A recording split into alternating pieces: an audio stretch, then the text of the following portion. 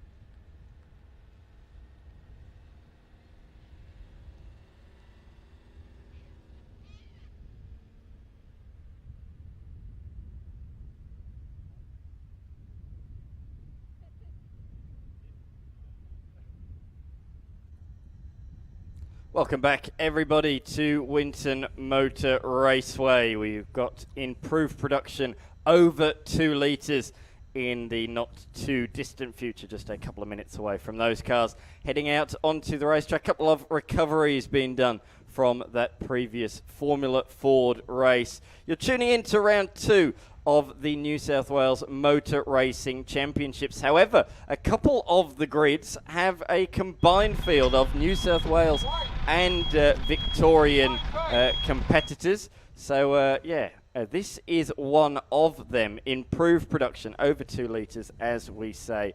I'm Dan McCarthy, alongside me, a man who knows this category very, very well. It's Steve DeFries. Steve, yesterday was an all-time classic. I think it's going to go down as one of the all-time classic finishes of improved production racing. Definitely in the last decade, as far as I've been aware, where the margin was so small at the end of the day, but the horsepower of Danny Timewell just off the last corner, just managing to snatch that win back from Royce Lyon. Danny led most of that race yesterday, then a couple of forced mistakes, lock up at the second last corner, then having a major lock up at the part of the track that we're looking at right now, turn 1 and 2, and that really put him on the back foot. Royce seized the advantage at the top end of the circuit, thought that he might have had a little bit of a buffer to maybe take that win, but then the horsepower advantage of the big Commodore kicked in down the back straight from turn 10 to turn 11. He gained the ground, and then he got a really good exit out of the last corner, managed to gobble him up right before the start-finish line. I mean, this track is not as horsepower sensitive as places like Phillip Island and Sandown, where very much the big V8s and anything that's got a lot of horsepower under its bonnet will very much dominate. Here, it is a very technical circuit, but there are very limited opportunities to use that horsepower to your advantage, and the 2 parts of the circuit where he needed to use it, he absolutely did. He got those 2 pieces of the puzzle absolutely right on that critical final lap.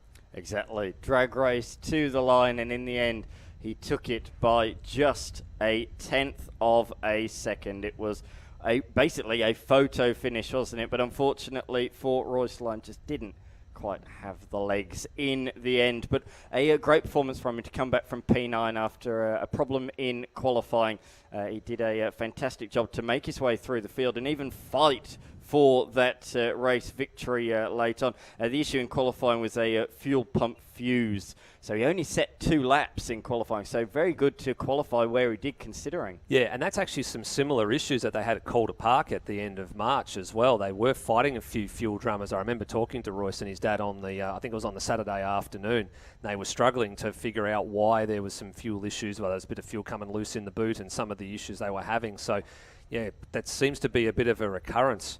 Or maybe a bit of overhanging of some of those things that have happened back at Calder. Not sure if they had those sorts of issues when they were up racing in the IPRA Bathurst Cup at the 6-hour support acts a couple of weeks ago, but maybe it's something that went away and has now come back again. Yeah, it did have a couple of issues up on the mountain, but great to see that he is back and doing really well this weekend, and did well at the mountain after those niggling issues early on in the weekend. But improved production, over 2 litres, New South Wales and Victoria, thanks to Crisis Transport and Logistics.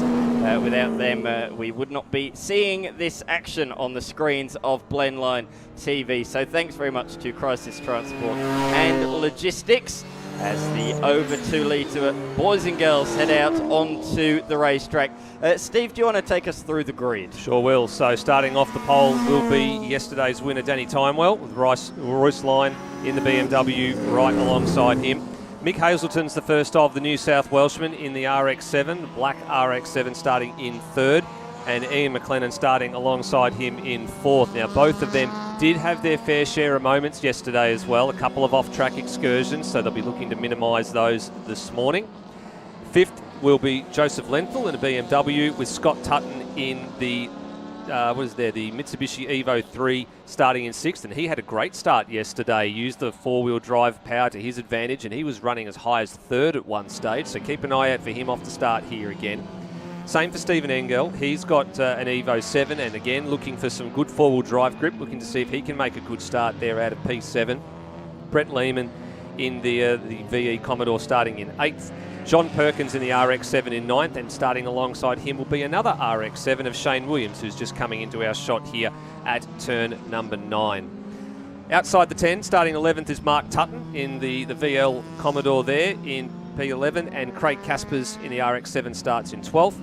Anthony Martin and Travis Campbell 13th and 14th. And then finishing off we have Bruce Henley and Brett Harris. Chris Bodale and David Vincent. Greg Young, who we saw spun around Steve, at 19th. Oh, no, here we go. The race winner from yesterday. That car sounds very, very ill. And Danny Timewell is in the pit. So after taking his maiden victory yesterday, in this car, Sunday is in the lane before the racing has even begun. That is a disaster. What a shame for Danny Timewell. And that could be very critical, as you say, in proceedings. And just to finish off the rest of the grid, there was Mark Earsman and Luke Valentich and Matt Logan starting off the rear of the grid. But there's now a vacant grid spot at position number 1 for where Danny Timewell should be. You're right, I heard it on the thing. As soon as you tapped me on the shoulder and I heard it, it sounded very, very ill. It just did not want to drive by the sound of it. Something broken under the bonnet of the number 11. And Luke Valentich, oh no.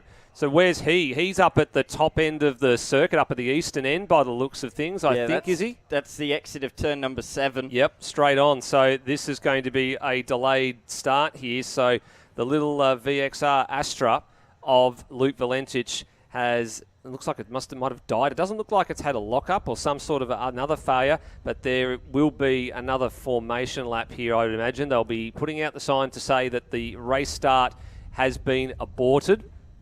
Yeah, absolutely. Each race this morning is 18 minutes plus 1 lap in duration, and that time starts from the moment they roll out of the grid. So already 4 minutes has elapsed, and it's going to be quite a few more minutes before we get things going. But the recovery team already on the scene here at Winton Motor Raceway, but the 155 car, the little Astra, is not going to go too far in this. Valentich very much at the back of the field. There's a huge field spread anyway. Valentich and Logan, who was behind him, set to start behind him, were very, very far behind. They were going around the Gumtree section. The leaders had already pulled up on the front row of the grid, so there's a huge difference, and they were going to be waiting there for quite some time. We should mention that, we're about to go racing, I believe. Yeah, from what we're just hearing in our ear, possibly they're going to be a warm-up race. They're looking to possibly start the race. They're just waiting to see whether they could clear the car that's stricken at turn 7 in time. But now they've changed tactics here and gone back to just waiting for that car to be recovered so they could get another formation lap in. But as you said, Dan, this means that this time is now eating off the clock, and they are going to get a very short, sharp race in here. Yesterday was 11 laps, so already with the better part of 5 minutes elapsed now, that's going to be quite a task. They're looking under the front of the car here. Usually these cars in all the categories have got some tow hooks on the front that they're usually pretty easy to attach to and pull them in. And they're looking under that car there, so I would say something has seized, and that now means that there's a delay in proceedings. So the red flag has been flown, and it looks like they're sending some vehicles out to pick that car up. So it means they can't tow that vehicle off the circuit, and they need the assistance of potentially of one of the flatbed trucks. We've said this weekend there's a bit of a theme in all the categories, even in Formula Ford, which you just saw, New South Wales versus Victoria. Even if it's not Victorian state versus New South Wales state clubs and things like that, like we've got both around for New South Wales and Victoria in improved production. But we should talk about the battle between the two. So far this weekend in the unders, it's gone the way of New South Wales. However, in the overs yesterday, it was a 1-2 for Victoria. However, of course, the race winner yesterday, Victorian, not starting this one, Danny Timewell. That means that Victoria have a bit of a disadvantage at the start of this one. They got two. It's in the top 4, though. You can see the two sitting right there on your screen, both Victorians, so Royce Lyon and behind him Ian McLennan in the Monaro, and just out of shot to the right-hand side of your screen behind the flag tower there is Mick Hazelton in the RX7, so he'd probably be New South Wales' best hope here, along maybe with Scott Tutton, who's behind Ian McLennan there. You can just see the white nose of the Evo 3 poking out from behind the piece there. They might not be first. Here's a replay. This might be a replay of what's happening here. So, yeah, there's the two cars you were talking about, and yeah, then sort of You can hear just a little bit of a noise in the background there, just straight on. Skippy is kangaroos. on the track. We've got a couple actually at the back of the circuit, all of them watching the action. Oh, tons and tons of them. Well, I'm not sure if you know the terminology here, but in Australia we call this a mob. Thank you. Of kangaroos. I appreciate that. And there's quite a lot there, isn't there? So in the absence of all things motorsport, there's people that turn their eyes to the sky and watch planes, and here at Winton we turn our eyes to the paddocks and we watch the kangaroos go skipping through the bush. There's still a couple right by the fence line watching on. That's cool to see, isn't it? That's the different form of spectators here at Winton Motor Raceway. They are probably a little bit bemused as to what's this racetrack doing in the middle of, or this big thing of tarmac doing in the middle of our paddock. It's in the same way that we look at Phillip Island, and that's the home of the Cape Barren geese, except they decide they want to venture onto the track. Yeah, they've had to get the flat tow truck and everything to get this car moved. So 8 minutes has now elapsed. They might add a little bit of time on if they're generous. We'll have to wait and see. We'll keep you updated on that one. Just go back to the New South Wales Victoria battle. With the Timewell now missing, it now means that there's 3 New South Wales competitors in the top 5.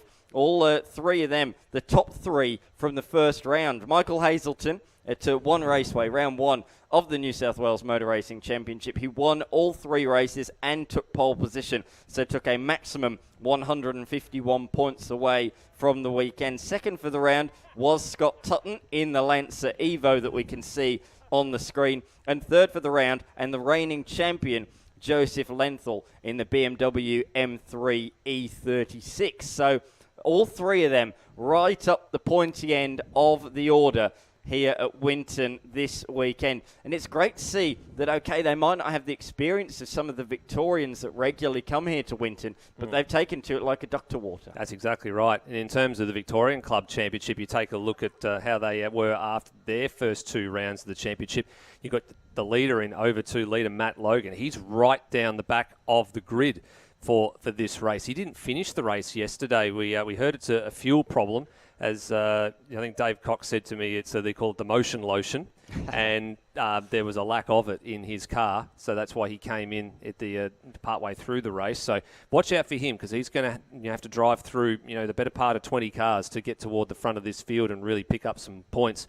Luke Gretsch-Cumbo, who didn't contest the last round at Calder Park, was second in the standings, but of course there was the incident at Sandown where all 3 of the leaders came together. And then John Perkins in the RX7, he was third overall, and as it stands right now, I think he'd be very close to the over 2 litre lead outright in the club championship, just based on the results of yesterday, because Danny Timewell had a bit of a shocker at Calder as well and didn't partake in the weekend. So a lot of different sort of scenarios in the improved production over 2 litre side for Victoria versus the New South Wales over 2 litre situation. Absolutely. The Astra is on the flatbed and is quickly being hurtled off the racing circuit. So we look like we are not too far away now from commencement for the over 2 litre improved production cars, with thanks to Crisis Transport and Logistics. And of course, we, as much as we like to thank Crisis Transport and Logistics for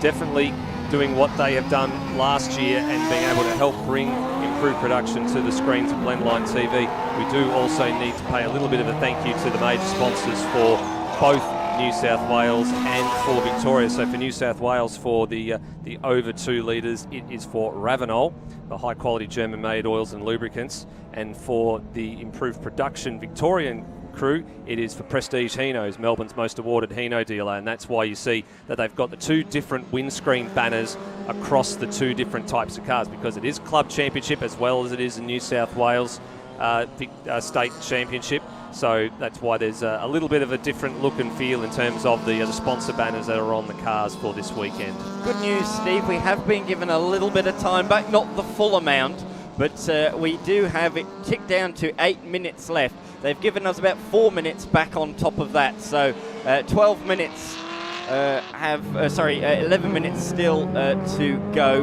So yeah, have lost a little bit of time, but they have given us 4 more minutes back, and that means that we should get around about 9 minutes, I think, of racing to commence things for these guys this morning. So that's really going to be about 5 to 6 laps if you're just trying to do the mental math, at about 1:30-ish a lap for improved production overs, you'll find that that's probably about the duration that we are expecting to get. So not a lot of time if you're the likes of Matt Logan trying to make your way through the grid.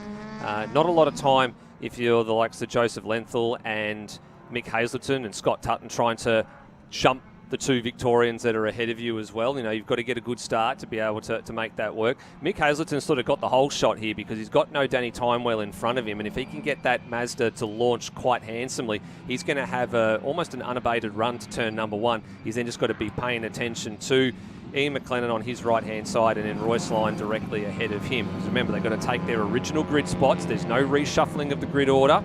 It's a simple case of you have to start where you were in position. Now, I've noticed Danny Timewell's just tacked onto the back of the grid here. He's actually just behind Chris Bodale on screen here. So maybe they've been able to rectify whatever that issue is, but it does mean, if that is the case, that your race winner from yesterday will be able to start, but albeit at the rear, because those are the rules. Yeah, he's certainly one to look out for, and he's gone around onto the pit straight. That is great news. He hasn't come back into the lane, so that problem appears to have been solved anyway. And as well, look out for the other Holden towards the tail of the field on the left-hand side of the screen of Logan. He was a retirement yesterday from inside the top 10. Certainly was, yeah. He's been looked to see if he can move into a good top 10 position in this very short, sharp. We used to call these club sprints back in the day because that's how much time was on the clock. We've got about 8.5 minutes here for this race, so this is going to be short, it's going to be sharp, it's going to be furious. He's going back to position number 2. He's been one even, sorry. Well, they've allowed him to go back to P1, so I'm surprised at that. That's a decision that's out of our control. Well, that changes the game in terms of things for improved production over 2 litre. And let's get set. Revs are building. Here we go. 3, 2, 1. And away we go for the first race of the weekend, of the Sunday for over 2 litre. Great start back in the grid there for Scott Tutton. The same thing he did yesterday, but then he's had to button it off a little bit here. That allows Lenthal to get through. What happened to Danny Timewell? Where's he gone? He's had a very poor start there, and there's a bit of carnage at the back at turn number 1. But Royce Lyon's got his hands full here with Mick Hazelton in the 64 down at turn number 3. They run side by side. Mick drops a couple of wheels off in the dirt as they scoot through turn number 4 and head up towards the sweeper at 5.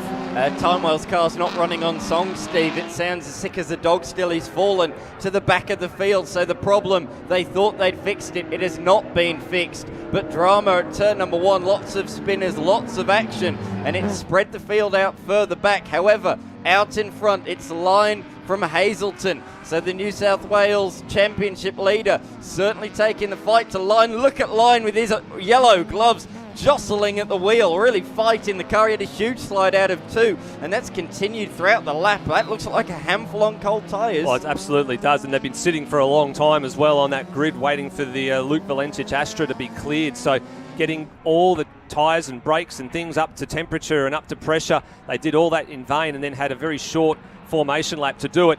And there's a yellow flag, and looks like a safety car has been called for as well. Now, for Ian McLennan, he's just made a pass there at turn number 11. Now, have the yellow flags been seen, or is that now they are officially there? You can see yellow flags in the air, so I don't think if that pass has been made, it's going to be stuck. Who is it? It's John Perkins, who we called possibly was going to be the leader as it stood in the Victorian over 2 litre championship. Based on the results from yesterday, he appears to be down at turn number 4. And is there a bit of damage maybe on the rear left corner of that RX7? It's a bit hard to tell from this angle. I'm hoping he hasn't contacted the fence there. We might have a replay here, so have a look. This was the start. Look at a launch from Tutton. He just darted around McLennan as if he was standing still, and then Timewell's car just did not get away. As you said, Dan, he went backwards like he was a stone just parked on the middle of the road. Yeah, absolutely. Oh, there's the slide from Line.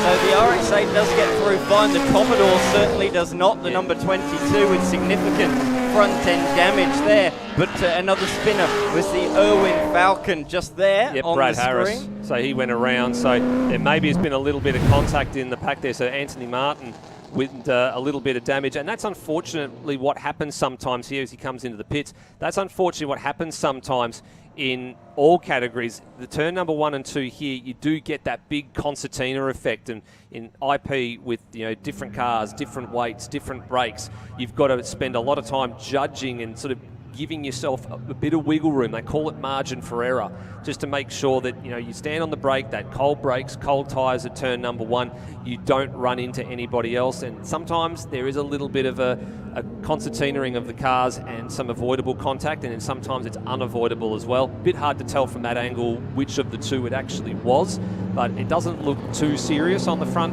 of that number 22 Commodore. Looks like a little bit of straightening of panels to be done, and then hopefully they'll be back out for race 3. But we did say it was going to be short and sharp, and well, it wasn't short and sharp here at the start. You see here, there's the race start there.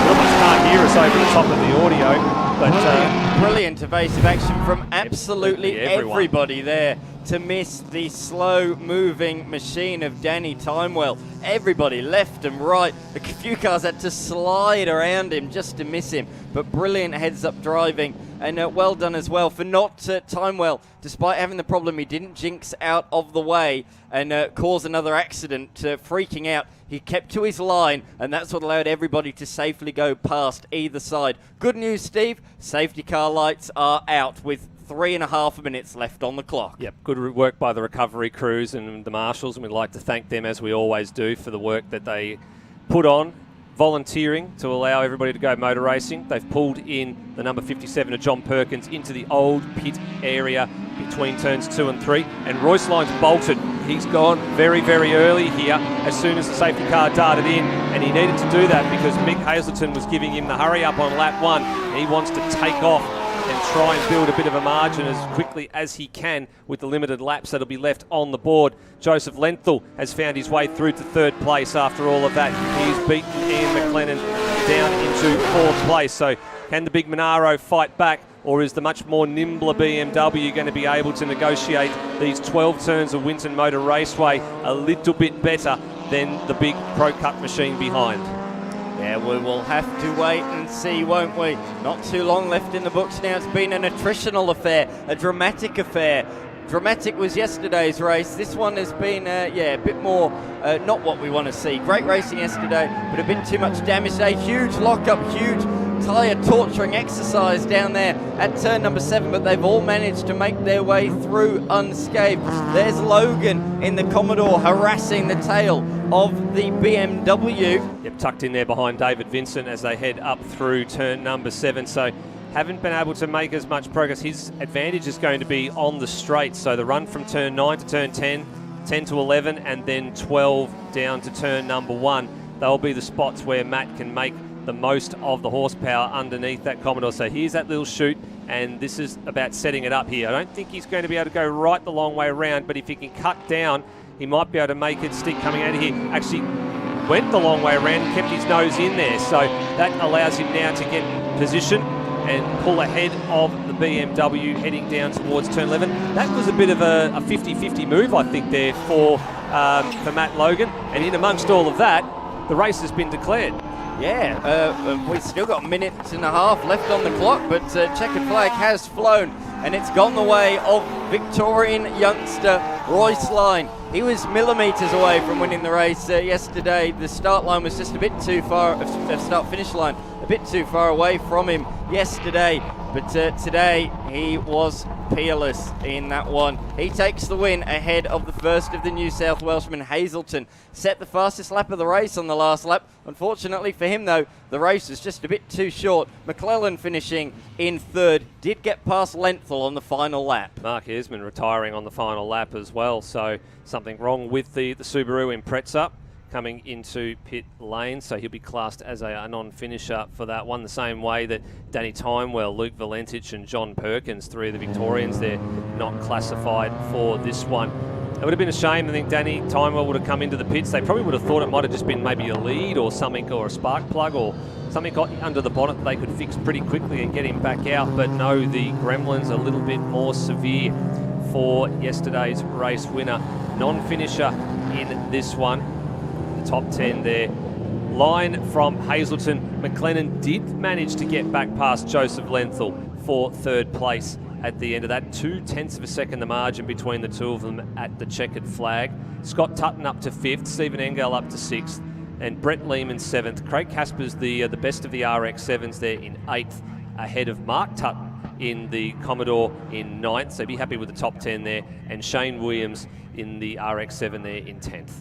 Just beyond that, the young 16-year-old Campbell in position number 11, and then Logan in position number 12. So a reasonable recovery, actually, from the back row of the grid for Logan. However, he didn't gain that many positions. There were just a lot of retirements. So Ensman, Timewell, Perkins, Martin, and Valentich all didn't complete the 3 laps that we got in the books in the end. Yeah, and 4 of those 5 were ahead of him on the starting grid as well. So you're right, he picked up 4 positions by virtue of the retirements, but then he passed the better part of 6 or 7 cars along the way as well. Yeah, absolutely.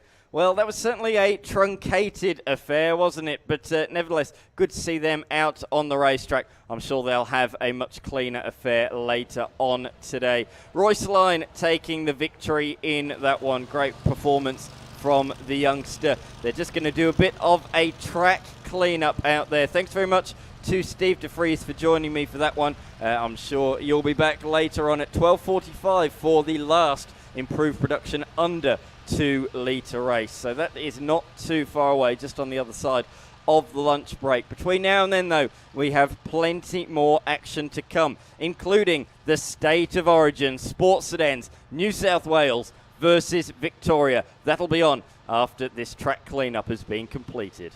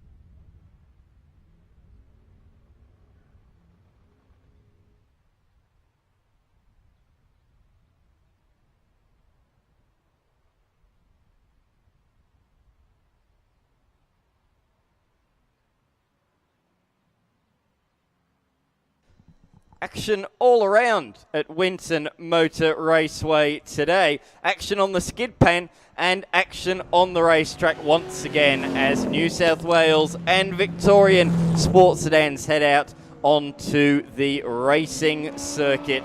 It's a category that's been around for so many years, but these modern machines are at the front of the field, the innovation race cars. I'm Dan McCarthy. Alongside me once again is Phil Memory. Phil, it's a category loved in this country. It is, absolutely. Sports sedans, thundering sports sedans. We always loved them years and years ago, and we still do.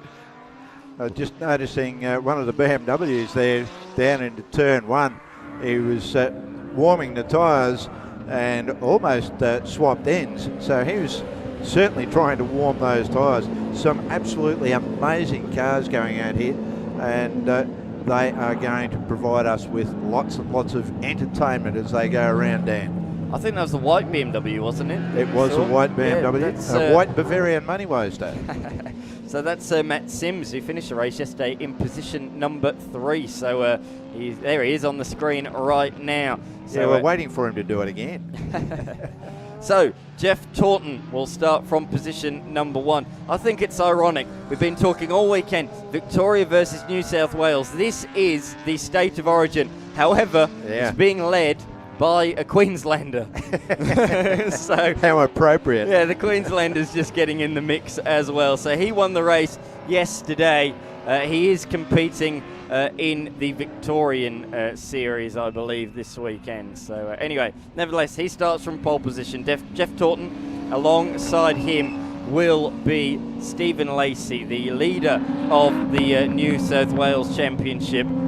He will come out of second place in another innovation race car. The white BMW that we've already seen a fair bit of on this lap. Matt Sims, another New South Welshman, out of position number 4. Darren Hossack will start from 5th place. From 4th place. Darren Hossack, former National Series champion. He's recently built up this new Mazda RX-7. It's one of its first race weekends. It's out there in this race in position number 4, the first of the Victorians, and he is ahead of the number 5 Mazda RX-7 of Graham Gilliland. Beyond that, we have Jeremy Davidson, Greg Lynch, Ben McLeod and John Ipolotto. Those 3, Lynch, McLeod and Ipolotto, had a great race yesterday. Glenn Pro will come out of 10th, the New South Welshman, ahead of Warren Cleland, Paul Koenig, Darren Brown, Tegan Collins, and then yesterday's non-finishers were Aidan Monger in the Nissan Silvia S15 and another of our New South Wales visitors across the border, James Harwood, in another Nissan, an R32 GTR. So lots of talking points yesterday, but the runaway winner by 3 seconds wins Taunton at the front of the field. The question today is, can Stephen Lacey go with him? Those two pulled away from the rest of the field yesterday. Darren Hossack, as I said, he's new to the RX-7, but a sports sedans veteran, out of position number 4 in the Hossack Motorsport Services machine. He qualified a little bit further back. He qualified in around there, sorry. He was running higher in race number 1 than where he finished. However, he lost second gear early on in the race, and that's why he dropped back towards the closing stages. So gearbox has been fixed overnight, so look out for the red RX-7 on the second row of the grid. Absolutely, and I'm just noticing that the cars are really well strung out. I'm a bit concerned that they may not get a start this time around. Lights are still on the safety car as they're gridding up, heading down the back straight. Final. They've all closed up. Yes. They've managed to pull it off, and so we will get a rolling start. No standing start in this race. This should be a absolute cracker then. Jeff Taunton in the green machine, Lacey in the red one. That's how you differentiate between the two of them. Then we've got Sims in the BMW and Hossack in the RX-7. On row number 7, we can see the lights. When that goes out, we will be racing in the State of Origin Sports Sedans affair. Great start from Graham Gilliland. Yeah. He pulls straight out and tries to move up the inside into turn 1, but he doesn't quite have the straight line speed to do so. Taunton takes up the running at the front from pole position. Notably though, Hossack has got past, big damage. Problem for Lacey down towards turn number 2. Is that the engine that's gone up? It is. Huge flames out the tail of the Mustang. He's got the brake lights on. The engine has given way spectacularly, and there is oil all over the racing line on the run to turn number 3. And he's still on the track. Needs to try and get that car off the track because he is laying down oil all the way. We've gone yellow flag, safety car immediately with that one. We don't want to see these guys come around and spear off the race. We can smell it. The engine has gone boom. boom in front of us, and the smoke is wafting into the commentary box. But what a shame for the New South Wales Championship leader. I can already safely say that car won't be out for the race later on today. Well, we don't know what they've got hidden away down in the pits. They might, magic spanners. That was a big engine failure. You don't see them like that big. too Here we much go anymore. on TV. On our replay, we can see the smoke just billowing out as he comes up the start-finish straight, and masses, and then the flames start as he goes around turn 3. Flames are out again, heads it on down into 4. He's keeping out off the racing line as best he can, but that car is laying down a lot of oil as it went around the track. That was huge. That's a real shame for car number 1. We took the fight to our race leader Taunton early in the race yesterday. Taunton ended up taking the win by 3 seconds, but that is a real shame. What I was trying to say as that happened was Hossack has got past the BMW into what at the time was 3rd and very quickly became 2nd. So the RX7 of Hossack, representing Victoria, has moved past the New South Welshman of Sims as the crew put the kitty litter down on the exit of turn number 2, all the way up to turn 3 and around to turn number 4. It's a big oil trail. It certainly is. That was spectacular to say the least, and I guess only the engine builders will find out exactly what happened there. That was massive. Yeah, certainly was. Greg Lynch has made a really good start as well in the HSV machine. It's not actually a Holden Racing Team car from the years gone by. That's just a replica livery. But he's jumped up from 7th position up to position number 4. So very good start from him. He was able to go around the outside of the fast starting Graham Gilliland at turn number 1 and take that position. Ipolotto and McLeod have also moved up a couple of positions. Davison in the number 37 was the loser as well on the opening lap. He's lost 3 places down to 8th place, just ahead of Jackson and Pro. So a couple more New South Welshmen at the tail of the top 10. The number 26 machine of Chris Jackson, he himself had an engine issue on Friday, so he got that done for Saturday's racing yesterday and finished inside the top 10. So not the only person, but that is sports sedans racing, isn't it? They are reliant on the engines, and they push them to the absolute limits. Yeah, back in the day, it used to be fairly common to just about go and buy an old, well, maybe not even an old Formula 5000 and stick a car, something that looked like a car body on top of it. And we all knew that the Formula 5000s were maybe not necessarily that reliable. There's a bit of a different approach now, isn't there? It is. There's a lot of people that go down the Taunton route of buying a completed car already, an innovation race car or a V8 supercar even, we've seen with the likes of Francois Habib in the Victorian series, and then just making alterations and making it that bit faster. Yep. However, the likes of Hossack, Sims and Gilliland, they've gone down the more old-fashioned approach of buying a car, basically ripping it all apart and keeping just the shell and making it into a proper race car. Yeah, well, of course, you've got the tube frame style, and you've got the chassis or the floor plan style of sports sedans these days. So if you keep the original floor plan of the car, that's slightly different. And some of the cars have a tubular frame chassis, which is the mark sports cars. Absolutely. You can see the great job that the recovery team are doing. The cleanup operation well underway, doing a great job. Got to thank our volunteer marshals and officials. And of course, we've got to thank Advanced Car Carriers. Absolutely. Without them, we wouldn't be watching this sports sedan competition. They're jumping on as a sponsor this weekend of the live stream for the State of Origin, Victoria versus New South Wales, and what a field it is. Certainly is, Dan, and just looking at some of the cars, I know we shouldn't do it, we're commentating off screen, but I'm sort of tended to looking out the window here a little bit at some of the glorious machines trundling past our commentary position. As we say, all sorts of vehicles there, from modern Mustang style cars back through to RX7s and BMWs that are a little bit older, etc. Yeah, absolutely. So the order, let's talk you through it then. As I say, Taunton from Hossack, Sims and Lynch. Good variety of Victorians and New South Welshmen up at the pointy end of the field. However, 4th through to 7th, that is a Victorian area. And then beyond that, 8th to 10th, and even 11th position, they are all New South Wales. So a bit of groups of states there a little bit further back.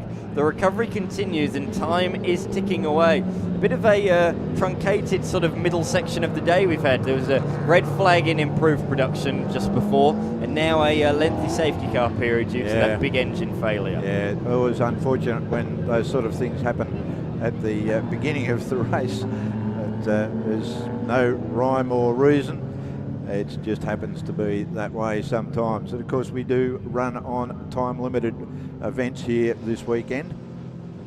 Yeah, we certainly do. We got to say though, we'd rather them take their time and do the job properly. We don't want to send the cars out there when there's still oil out there on the racetrack. They have to do this properly, or else more cars will be significantly damaged. 100%. And a big thank you to all of the guys and girls out there that are the track marshals doing the hard work at the moment of cleaning up that track. And of course that's another way into motorsport. If you don't feel that driving or working on the cars themselves is for you, it might be something that you consider taking up, being one of these wonderful marshals that do so much to bring or keep motorsport going. As well as the clean-up operation, which appears to have been completed. They're still trying to recover the Steve Lacey car on the little short chute between turns 4 and 5. So that's just gone onto the tilt track now. We can see out the commentary box window. So again, that looks like that's close to being completed as well. So we should get maybe a couple of laps in the books very late in this race. So a truncated affair, but we should get some green flag running in, which is great news. Yeah, although I have sort of noted that they seem to be having a little bit of difficulty with securing the car on the back of that tilt tray at the moment. It's been in that position for a little while, and they seem to be having just a little bit of difficulty in getting it locked down. I'm not too sure exactly what's going on, but they are working at clearing the track, and as I say, big thank you to all of those officials that do so. We've also got, of course, we've got a lot of timing officials. We've got stewards of the meeting, clerks, of course, and all sorts of people out there. So big thank you to each and every one of them that put in such a big effort. And it's a huge responsibility. Certainly is, and they've done a very good job. Even the safety car driver that I see was just driving around on the cement dust to try and sweep a little bit of it away.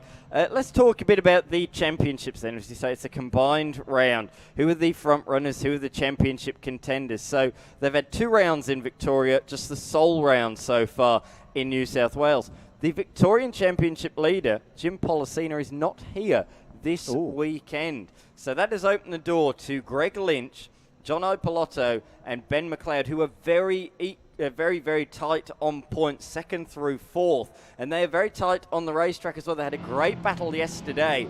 Lynch is up to 4th, Opolotto 6th, and McLeod in 7th. So look out for them. They're on the screen now, just going through in front of us. The 3 Commodores there going by. So look out for those machines. On the New South Wales side of things, Stephen Lacey was and still is at this point the championship leader in the New South Wales running. However, Chris Jackson is his closest championship rival, and he is not too far away. As we say, he had problems on Friday and has been playing catch up since then. He's inside the top 10, so look out for him to move forward and take advantage of Lacey not being on the circuit. As you point out, Phil, safety car lights are out. We are set for a restart with 2.5 minutes left to go. Around the final corner comes Taunton. Hossack hot on his heels as we go back racing towards turn number 1 for the 4th time of asking. Down they go, looking at Greg Lynch. He's got Gilliland not too far behind him. Oh, that's a big lose. Wow, dearie me. That was a spectacular lose. and everybody to the left of me or everybody to the right of me, I'll try and duck through the gap. Yeah, that was Davidson. So he locked the rears going in, slid out wide, and then he went back across the racetrack, didn't he? Spinning to the inside of the circuit. That's Glenn Pro that you've just spied running off as well on the back section of the circuit. On the cement dust, they're all taking a compromise line around the first few corners not to be on the cement dust, and it's really scattered the field as a result. Taunton still leads the way from Hussack. There's Glenn Pro trying to recover from his off-track excursion. The 1-2-1 machine has now fallen into the clutches of Koenig. So he's only lost one position to Chris Jackson. Quite lucky considering. Absolutely. And he will be trying to power away again as I see there's dust coming up in the background. I'm not sure where from. Graham Gilliland's going a bit slowly, I think. Oh, yeah. That's unusual for him, what's going on there. Has he had a bit of a moment? Just trying to recover and get the car going again. Or maybe it's just that much down on speed compared to these big thundering Holdens. Looks a bit better now on the exit of that corner. Here's a replay of what happened at turn 1. Look for Davidson up the inside of McLeod. Took to the inside curb, but that unsettled the car. He slid across the racetrack and spun around.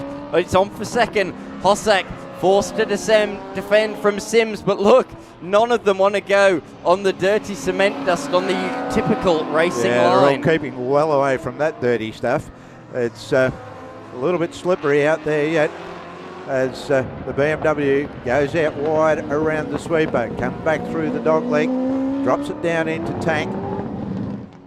Too far back to be able to do it. A bit of smoke coming from 5. Not sure whether that was tyre smoke or you're right, or something a little more. And Sims gets all sideways. You're right, a Hossack's car has definitely got a bit of smoke, but only at certain times. Yeah, it could be just a tyre rub, a little bit of panel work, perhaps not quite where it should be. I think it's under load around the left hand as it is, so I think you're right. I think it might be tyre rubbing on the right rear. Good pick up there, Phil. I think you bang on the money. So I think that's all it is. It'd be rare. Sims putting the pressure on. He's not able to find a way by at this point in time, and he doesn't have long. If he wants to make his way by, he's going to have to do it, and do it quickly, because the last lap board is out. Great straight line speed from Sims. That's this car's strength. Up the inside, even before they got to the braking zone. Yeah, he was able to just put it down the inside and went, well, yeah, I think I can go a lot deeper than you under brakes, and he did quite successfully. Drops it down into 3. Powers on out of there, keeping off that. He didn't. He didn't keep off the cement dust at all. Huge slides. They're going to come up here and sack me.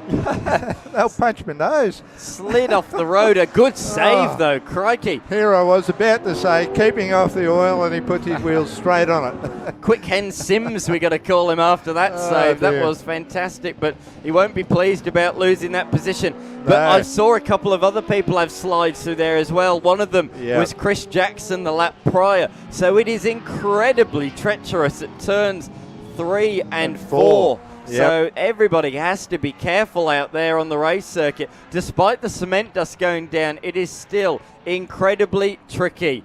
Out in front, though, Taunton has not had too many dramas since the restart. He's pulled a huge margin from those two fighting behind, and he's going to take another victory. 2 from 2 for him in the Advanced Car Carriers sponsored race. He takes the victory. That was a really, really good drive. Just drove away from the front. Was able to keep everybody else under control. Didn't have to work too hard. Kept it off the slippery oil. Here we go. BMW down onto the slippery stuff, and tail comes out. He did really, really well to hold that. There's quite a shiny spot of track between 3 and 4, and that's certainly not the place to be.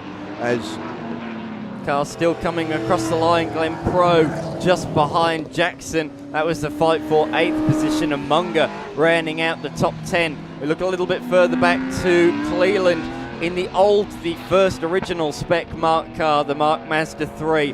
He will come across the line in 13th, losing late on to Davidson. who, of course, was recovering from that huge spin at turn number 1 on the restart. So Davidson, actually, despite falling to the back of the field, recovered well in just 3 laps to finish really in position 12. Yeah, that was good drive in the end. It was an unfortunate, unforced error to a certain extent that put him back, but managed to recover back to 12th position. And Brown rounds out the 15 finishers in that one. Harwood, unfortunately, a non-starter. Lacey did start, so the man who finished second yesterday had a huge engine failure at the start of that race.